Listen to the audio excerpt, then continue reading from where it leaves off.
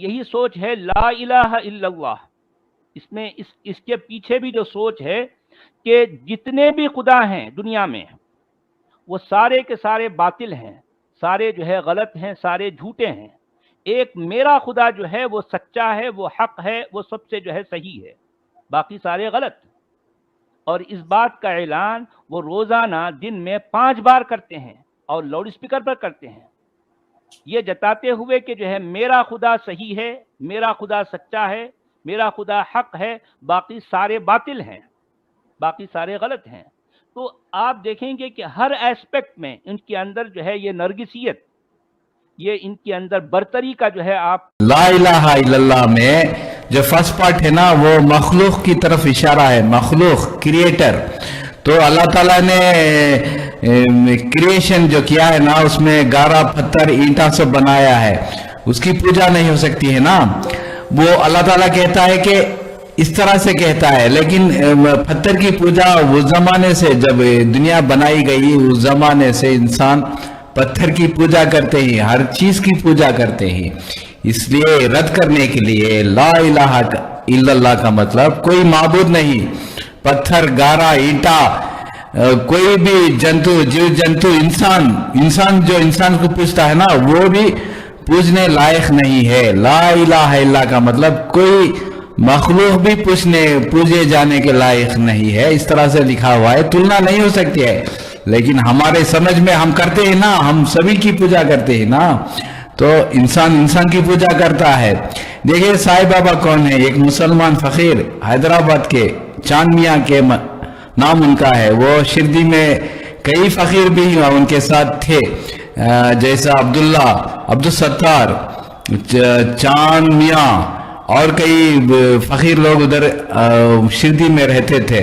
وہ ایک مسجد میں رہا کرتے تھے. بعد ان کے دیہان کے بعد ان کو خدا بنا دیا گیا. یہ وہ ولی اللہ تھے، ان سے چند کرامت ظاہر ہوتے ہیں، اس میں کوئی شک نہیں ہے، لیکن انہی کو کیا بنا دیا گیا؟ خدا بنا دیا گیا. وہ کبھی نہیں کہا وہ خود خدا ہی یا اوتار ہیں، وہ کبھی نہیں کہا. وہ ایک ولی تھے، فقیر تھے. وہ ان کو خدا بنا کر پوچھتے ہی. وہ ان کا ویوسائی کرن ہو گیا ہے. کئی مندریں بنائی گئی ہیں، کروڑوں میں مندریں بنائی گئی ہیں نا. تو ادھر ہندوستان میں ایک رپورٹ ہے 40,000 سائی بابا کے مندر ہیں. اسی کو لے کر ہندو ہی نا اس کو اپوز کرتے ہی. سائی بابا کی مندر ہر جگہ آئی گئی ہے اور سائی بابا بڑے بن گئے ہیں. ان کی دیوتا ہے نا ان کو چھوٹا بنا کر بٹھایا گیا ہے، اور سائی بابا کی مورتی بڑی بنائی گئی ہے کہ لے کر ویروت چل رہا ہے. سپریم کورٹ میں بھی کیس چل رہا ہے، high court, Bombay high court میں چل رہا ہے. وہ سپریم کورٹ میں پوچھا گیا کہ ان کو بتاؤ کہ یہ ہندو ہے مسلمان ہے، تو سپریم کورٹ کہہ دیا وہ نہیں بتائے گا. وہ ہندو ہے مسلمان آدھار پر نہیں بتائے گا، اس طرح سے سپریم کورٹ کہہ دیا. تو وہ ہائی کورٹ میں ابھی کیس چل رہا ہے، کئی معاملات ہیں.